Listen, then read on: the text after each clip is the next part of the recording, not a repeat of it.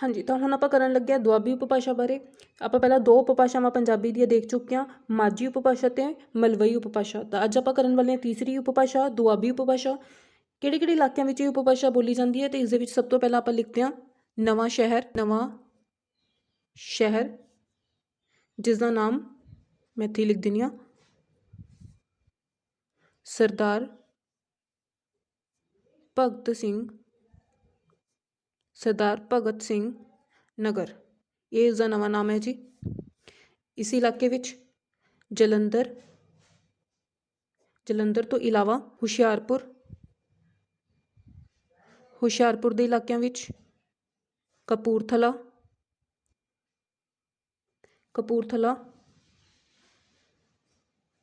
ਪਠਾਨਕੋਟ ਜ਼ਿਲ੍ਹਿਆਂ ਦੇ ਇਲਾਕੇ ਵਿੱਚ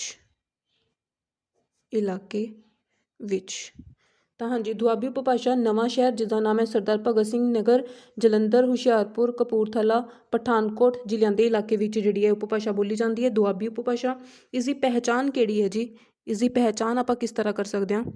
ਦੁਆਬੀ ਉਪਭਾਸ਼ਾ ਤੁਸੀਂ ਦੇਖ ਹੀ ਸਕਦੇ ਹੋ ਕਿ ਦੁਆਬਾ ਜਿਹੜਾ ਆਪਣਾ ਖੇਤਰ ਹੈਗਾ ਪੰਜਾਬ ਦੇ ਵਿੱਚ, ਤਾਂ ਦੁਆਬਾ ਖੇਤਰ ਦੀ ਜਿਹੜੀ ਉਪਭਾਸ਼ਾ ਹੈਗੀ ਉਹ ਦੁਆਬੀ ਉਪਭਾਸ਼ਾ ਹੈ। ਪਹਿਚਾਣ ਕਿਸ ਤਰ੍ਹਾਂ ਕਰ ਸਕਦੇ ਆਪਾਂ? ਪਹਿਚਾਣ ਦੇਖਦੇ ਹਾਂ ਜੀ, ਇਸ ਦੇ ਵਿੱਚ ਵ ਧੁਨੀ ਦੀ ਥਾਂ 'ਤੇ ਕਿਹੜੀ ਧੁਨੀ ਦਾ ਉਚਾਰਨ ਕੀਤਾ ਜਾਂਦਾ ਹੈ? ਦੀ ਥਾਂ 'ਤੇ ਬ ਧੁਨੀ ਦਾ ਉਚਾਰਨ ਕੀਤਾ ਜਾਂਦਾ ਹੈ। ਬ ਦਾ ਉਚਾਰਨ। ਵਾਵੀ ਦੀ ਥਾਂ 'ਤੇ ਵ ਦੀ ਥਾਂ 'ਤੇ ਬ ਦਾ ਉਚਾਰਨ ਕੀਤਾ ਜਾਂਦਾ ਹੈ। ਐਗਜ਼ਾਮਪਲ ਆਪਾਂ ਇਹਦੀ ਦੇਖ ਲੈਂਦੇ ਹਾਂ, ਜਿਵੇਂ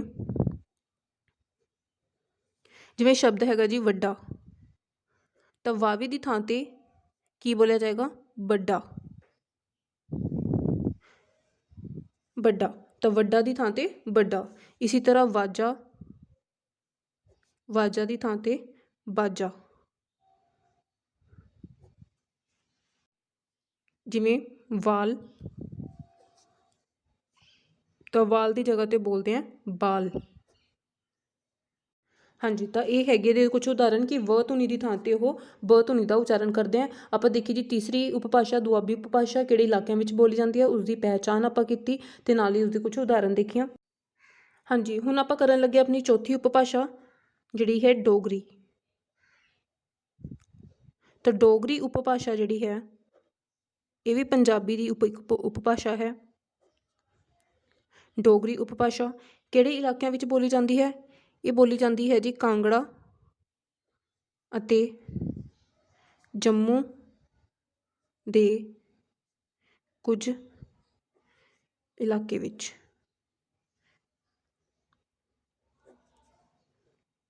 ਕਿਉਂਕਿ ਸਾਨੂੰ ਪਤਾ ਜੀ ਜਿਹੜਾ ਪੁਰਾਣਾ ਪੰਜਾਬ ਸੀ, ਆਪਣਾ ਪੁਰਾਣਾ ਪੰਜਾਬ, ਅਣਵੰਡਿਆ ਪੰਜਾਬ, ਤਾਂ ਉਹ ਬਹੁਤ ਫੈਲਿਆ ਹੋਇਆ ਪੰਜਾਬ ਸੀ। ਅੱਜ ਦਾ ਜਿਹੜਾ ਪੰਜਾਬ ਦਾ ਰੂਪ ਹੈ ਉਹ ਕਾਫੀ ਵੰਡ ਤੋਂ ਬਾਅਦ ਜਿਹੜਾ ਰਹਿ ਗਿਆ ਉਹ ਪੰਜਾਬ ਹੈ, ਲੇਕਿਨ ਜਿਹੜੀ ਪੰਜਾਬੀ ਭਾਸ਼ਾ ਅਤੇ ਉਹਦੀ ਉਪਭਾਸ਼ਾਵਾਂ ਨੇ ਉਹ ਪੁਰਾਣੇ ਹੀ ਪੰਜਾਬ ਦੀਆਂ ਨੇ। ਤਾਂ ਉਹਨਾਂ ਦੇ ਖੇਤਰ ਦੇ ਵਿੱਚ ਰਹਿੰਦੇ ਲੋਕਾਂ ਦੀ ਭਾਸ਼ਾ ਤਾਂ ਉਹੀ ਰਹੇਗੀ, ਭਾਸ਼ਾ ਤਾਂ ਨਹੀਂ ਚੇਂਜ ਹੁੰਦੀ, ਚਾਹੇ ਆਪਾਂ ਜਿਹੜੀਆਂ ਹੱਦਾਂ ਨੇ ਉਹ ਵੰਡ ਦਈਏ। ਤਾਂ ਇਸ ਕਰਕੇ ਜਿਹੜੀ ਪੰਜਾਬੀ ਉਪਭਾਸ਼ਾ ਹੈਗੀ ਉਹ ਇਹਨਾਂ ਇਲਾਕਿਆਂ ਵਿੱਚ ਵੀ ਦੇਖੀ ਜਾਂਦੀ ਹੈ। ਤਾਂ ਡੋਗਰੀ ਵੀ ਜਿਹੜੀ ਜੰਮੂ ਦੇ ਖੇਤਰ ਵਿੱਚ ਜਾਂ ਕਾਂਗੜਾ ਦੇ ਖੇਤਰ ਵਿੱਚ ਬੋਲੀ ਜਾਂਦੀ ਹੈ, ਉਹ ਵੀ ਪੰਜਾਬੀ ਭਾਸ਼ਾ ਦੀ ਹੀ ਉਪਭਾਸ਼ਾ ਹੈ, ਜਿਸ ਨੂੰ ਡੋਗਰੀ ਕਿਹਾ ਜਾਂਦਾ ਹੈ। ਇਸ ਦੀ ਪਹਿਚਾਣ ਕੀ ਹੈ? ਹਾਂਜੀ, ਤਾਂ ਡੋਗਰੀ ਭਾਸ਼ਾ ਦੀ ਪਹਿਚਾਣ ਹੈ ਕਿ ਕਿਰਿਆ ਸ਼ਬਦ ਨਾਲ, ਜਿਵੇਂ ਕੋਈ ਕਿਰਿਆ ਦਾ ਸ਼ਬਦ ਹੈ, ਕਿਰਿਆ ਸ਼ਬਦ ਮਤਲਬ ਕੋਈ ਐਸਾ ਸ਼ਬਦ ਜਿਸ ਤੋਂ ਕਿਸੇ ਕੰਮ ਹੋਣ ਬਾਰੇ ਪਤਾ ਚੱਲੇ। ਤਾਂ ਜਿਸ ਸ਼ਬਦ ਤੋਂ ਕਿਸੇ ਕੰਮ ਦਾ ਪਤਾ ਲੱਗੇ, ਉਸ ਸ਼ਬਦ ਨਾਲ ਡੋਗਰੀ ਉਪਭਾਸ਼ਾ ਵਿੱਚ ਦੇ ਸ਼ਬਦ ਦੇ ਬੋਲਦੇ ਹਨ। ਜਿਵੇਂ ਉਦਾਹਰਨ ਦੇਖਦੇ ਹਾਂ ਆਪਾਂ ਇਸ ਦੀ, ਜਿਵੇਂ ਆਏ, ਜੇ ਆਪਾਂ ਕਹਿੰਦੇ ਹਾਂ ਕੋਈ ਆਏ ਹਨ ਜਾਂ ਆ ਰਹੇ ਹਨ, ਤਾਂ ਉਹ ਇੱਕ ਕਿਰਿਆ ਹੋ ਗਈ, ਇੱਕ ਕੰਮ ਹੋ ਗਿਆ ਕਿ ਉਹ ਕੋਈ ਹੈ ਜੋ ਆ ਰਿਹਾ ਹੈ, ਤਾਂ ਉਹਦੇ ਨਾਲ ਉਹ ਕੀ ਬੋਲਦੇ ਆ? ਆਏ ਹਨ ਦੀ ਜਗ੍ਹਾ 'ਤੇ ਕੀ ਬੋਲਦੇ ਹਨ? ਆਏ ਦੇ ਹਨ। ਤਾਂ ਉਹ ਆਏ ਕਿਰਿਆ ਸ਼ਬਦ ਦੇ ਨਾਲ ਇੱਕ ਦੇ ਸ਼ਬਦ ਐਕਸਟਰਾ ਤੋਂ ਲਗਾ ਦਿੰਦੇ ਨੇ ਅਤੇ ਉਹ ਬੋਲਦੇ ਆ ਆਏ ਦੇ ਨੇ, ਗਏ ਦੇ ਨੇ, ਖਾਏ ਦੇ ਨੇ,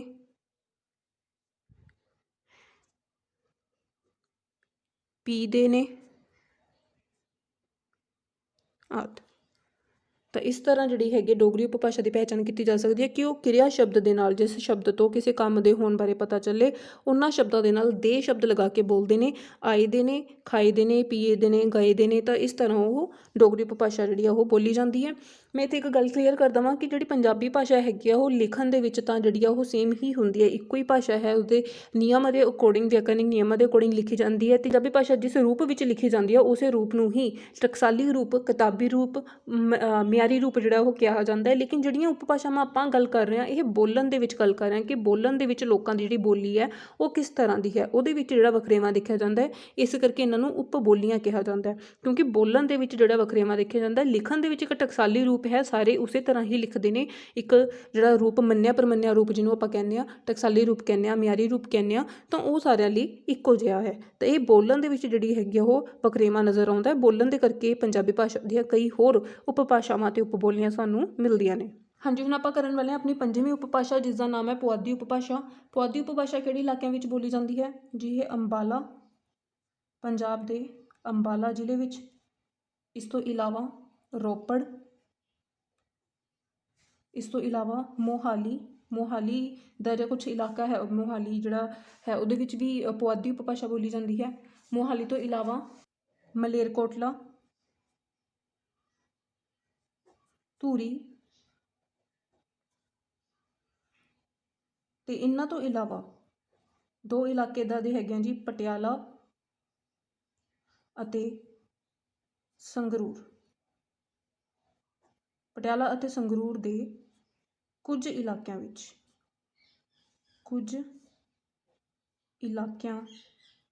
ਵਿੱਚ ਤਾਂ ਅੰਬਾਲਾ, ਰੋਪੜ, ਮੋਹਾਲੀ, ਮਲੇਰਕੋਟਲਾ, ਧੂਰੀ, ਇਹਨਾਂ ਵਿੱਚ ਜਿਹੜੀ ਹੈ ਪੁਆਧੀ ਉਪਭਾਸ਼ਾ ਜਿਹੜੀ ਹੈ ਬੋਲੀ ਜਾਂਦੀ ਹੈ ਪੰਜਾਬੀ ਦੀ। ਲੇਕਿਨ ਪਟਿਆਲਾ ਅਤੇ ਸੰਗਰੂਰ ਦੇ ਕੁਝ ਇਲਾਕਿਆਂ ਵਿੱਚ ਬੋਲੀ ਜਾਂਦੀ ਹੈ, ਕਿਉਂਕਿ ਇਸ ਤੋਂ ਪਹਿਲਾਂ ਆਪਾਂ ਦੇਖ ਚੁੱਕੇ ਹਾਂ ਜੀ, ਪਟਿਆਲਾ ਅਤੇ ਸੰਗਰੂਰ ਦੇ ਕੁਝ ਇਲਾਕਿਆਂ ਵਿੱਚ ਜਿਹੜੀ ਹੈ ਉਹ ਮਲਵਈ ਭਾਸ਼ਾ ਬੋਲੀ ਜਾਂਦੀ ਹੈ ਅਤੇ ਕੁਝ ਇਲਾਕਿਆਂ ਵਿੱਚ ਪੁਆਧੀ ਉਪਭਾਸ਼ਾ ਬੋਲੀ ਜਾਂਦੀ ਹੈ। ਅਤੇ ਇਹਨਾਂ ਦਾ ਤੁਸੀਂ ਪੇਪਰ ਦੇ ਵਿੱਚ ਕੁਐਸਚਨ ਵਿੱਚ ਖਾਸ ਧਿਆਨ ਰੱਖਣਾ ਹੈ ਕਿ ਅਗਰ ਪਟਿਆਲਾ ਔਰ ਸੰਗਰੂਰ ਕੁਐਸਚਨ ਵਿੱਚ ਪੁੱਛਿਆ ਜਾਂਦਾ ਹੈ ਕਿ ਇਹਨਾਂ ਵਿੱਚ ਕਿਹੜੀ ਉਪਭਾਸ਼ਾ ਬੋਲੀ ਜਾਂਦੀ ਹੈ, ਅਤੇ ਨਾਲ ਤੁਸੀਂ ਇਹ ਵੀ ਧਿਆਨ ਰੱਖਣਾ ਹੈ ਕਿ ਹੋਰ ਜਿਹੜੇ ਆਪਸ਼ਨ ਨਾਲ ਪੁੱਛੇ ਗਏ ਨੇ, ਲਾਈਕ ਅਗਰ ਪਟਿਆਲਾ ਸੰਗਰੂਰ ਦੇ ਨਾਲ ਨਾਲ ਅੰਬਾਲਾ ਔਰ ਰੋਪੜ ਪੁੱਛ ਲਏ ਗਏ ਨੇ, ਤਾਂ ਫਿਰ ਇੱਥੇ ਜਿਹੜੀ ਉਹਦਾ ਆਨਸਰ ਬਣੇਗਾ ਪੁਆਧੀ। ਜਾਂ ਫਿਰ ਪਟਿਆਲਾ ਔਰ ਸੰਗਰੂਰ ਦੇ ਨਾਲ ਅਗਰ ਉਹ ਕੁਐਸਚਨ ਪੁੱਛ ਲੈਣ ਕਿ ਬਠਿੰਡਾ ਦੇ ਵਿੱਚ ਕਿਹੜੀ ਉਪਭਾਸ਼ਾ ਬੋਲੀ ਜਾਂਦੀ ਹੈ, ਤਾਂ ਫਿਰ ਉੱਥੇ ਆਨਸਰ ਬਣੇਗਾ ਮਲਵਈ। ਤਾਂ ਇਸ ਤਰ੍ਹਾਂ ਤੁਹਾਨੂੰ ਪ੍ਰਸ਼ਨ ਦੇ ਵਿੱਚ ਉੱਥੇ ਧਿਆਨ ਰੱਖਣਾ ਹੈ ਕਿ ਕਿਸ ਤਰ੍ਹਾਂ ਕੁਐਸਚਨ ਪੁੱਛਿਆ ਜਾ ਰਿਹਾ ਹੈ, ਕਿਉਂਕਿ ਇਹ ਦੋ ਇਲਾਕੇ ਇੱਦਾਂ ਦੇ ਹੈਗੇ ਆ ਜਿਨ੍ਹਾਂ ਦੇ ਵਿੱਚ ਕੁਛ ਇਲਾਕਿਆਂ ਵਿੱਚ ਮਲਵਈ ਅਤੇ ਕੁਛ ਇਲਾਕਿਆਂ ਵਿੱਚ ਪੁਆਧੀ ਭਾਸ਼ਾ ਬੋਲੀ ਜਾਂਦੀ ਹੈ। ਪਹਿਚਾਣ ਕਿਸ ਤਰ੍ਹਾਂ ਕਰਾਂਗੇ ਆਪਾਂ ਪੁਆਧੀ ਉਪਭਾਸ਼ਾ ਦੀ? ਪਹਿਚਾਣ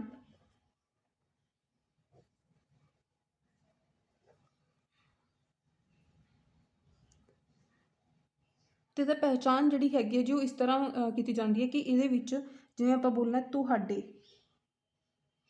ਤਾਂ ਇਸ ਉਪਭਾਸ਼ਾ ਵਿੱਚ ਤੁਹਾਡੇ ਦੀ ਜਗ੍ਹਾ ਤੇ ਥਾਰੇ ਸ਼ਬਦ ਬੋਲਿਆ ਜਾਂਦਾ ਹੈ। ਤੁਹਾਨੂੰ ਅਕਸਰ ਹੀ ਸੁਣਿਆ ਹੋਏਗਾ ਥਾਰੇ, ਮਾਰੇ। ਤਾਂ ਇਸ ਤਰ੍ਹਾਂ ਦੇ ਜਿਹੜੇ ਸ਼ਬਦ ਆ ਉਹ ਪੁਆਧੀ ਉਪਭਾਸ਼ਾ ਵਿੱਚ ਬੋਲੇ ਜਾਂਦੇ ਨੇ। ਜਿਵੇਂ ਸਾਡੇ, ਤਾਂ ਸਾਡੇ ਲਈ ਮਾਰੇ। ਇਸ ਤੋਂ ਇਲਾਵਾ ਜੇ ਆਪਾਂ ਗੱਲ ਕਰ ਲਈਏ ਜਿਸ ਤਰ੍ਹਾਂ, ਤਾਂ ਜਿਸ ਤਰ੍ਹਾਂ ਤੋਂ ਥਾਂ ਤੇ ਚੀਕਨ, ਇਸ ਤਰ੍ਹਾਂ।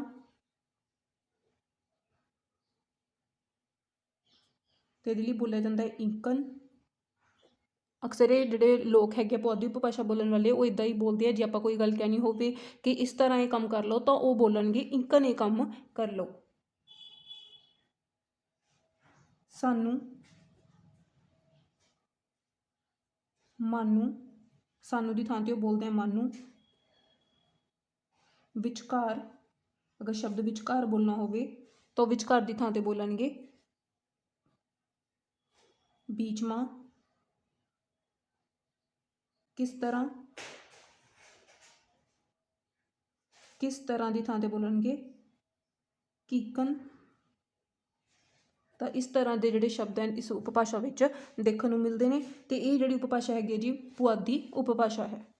ਅਤੇ ਅੱਜ ਆਪਾਂ ਤਿੰਨ ਉਪਭਾਸ਼ਾਵਾਂ ਸਿੱਖੀਆਂ ਜੀ, ਦੁਆਬੀ ਉਪਭਾਸ਼ਾ, ਡੋਗਰੀ ਉਪਭਾਸ਼ਾ ਅਤੇ ਪੁਆਧੀ ਉਪਭਾਸ਼ਾ। ਇਸ ਤੋਂ ਪਹਿਲਾਂ ਪਿਛਲੇ ਲੈਕਚਰ ਦੇ ਵਿੱਚ ਆਪਾਂ ਜਿਹੜੀ ਹੈਗੀ ਆ ਉਹ ਦੋ ਉਪਭਾਸ਼ਾਵਾਂ ਕਰ ਚੁੱਕੇ ਸੀ, ਮਾਝੀ ਅਤੇ ਮਲਵਈ ਉਪਭਾਸ਼ਾ। ਅਤੇ ਆਈ ਹੋਪ ਤੁਹਾਨੂੰ ਇਹ ਜਿਹੜੀਆਂ ਪੰਜ ਆਪਾਂ ਟੋਟਲ ਇੱਥੇ ਉਪਭਾਸ਼ਾਵਾਂ ਹੁਣ ਤੱਕ ਕਰ ਚੁੱਕੇ ਹਾਂ, ਤੁਹਾਨੂੰ ਇਹ ਚੰਗੀ ਤਰ੍ਹਾਂ ਸਮਝ ਆਈਆਂ ਹੋਣਗੀਆਂ। ਅਗਲੀਆਂ ਦੋ ਉਪਭਾਸ਼ਾਵਾਂ ਆਪਾਂ ਅਗਲੇ ਲੈਕਚਰ ਦੇ ਵਿੱਚ ਕਰਾਂਗੇ। ਤੇ ਅਗਰ ਤੁਹਾਨੂੰ ਵੀਡੀਓ ਯੂਸਫੁਲ ਲੱਗ ਰਹੀ ਹੈ ਤਾਂ ਪਲੀਜ਼ ਵੀਡੀਓ ਨੂੰ ਲਾਈਕ ਕਰੋ, ਵੱਧ ਤੋਂ ਵੱਧ ਸ਼ੇਅਰ ਕਰੋ ਤੇ ਨਾਲ ਹੀ ਮੇਰੇ ਚੈਨਲ ਨੂੰ ਸਬਸਕ੍ਰਾਈਬ ਕਰ ਲਓ। ਬੈਲ ਆਈਕਨ ਨੂੰ ਜ਼ਰੂਰ ਪ੍ਰੈਸ ਕਰ ਲੈਣਾ, ਜਿਸ ਨਾਲ ਤੁਹਾਨੂੰ ਆਉਣ ਵਾਲੀਆਂ ਸਾਰੀਆਂ ਲੇਟੈਸਟ ਵੀਡੀਓ ਦੀ ਅਪਡੇਟ ਟਾਈਮ ਸਿਰ ਮਿਲ ਜਾਏਗੀ। ਤੁਸੀਂ ਫੇਸਬੁੱਕ ਤੇ ਵੀ ਫੋਲੋ ਕਰ ਸਕਦੇ ਹੋ, ਉਸਦਾ ਲਿੰਕ ਤੁਹਾਨੂੰ ਡਿਸਕ੍ਰਿਪਸ਼ਨ ਬਾਕਸ 'ਚੋਂ ਮਿਲ ਜਾਏਗਾ। Thank you.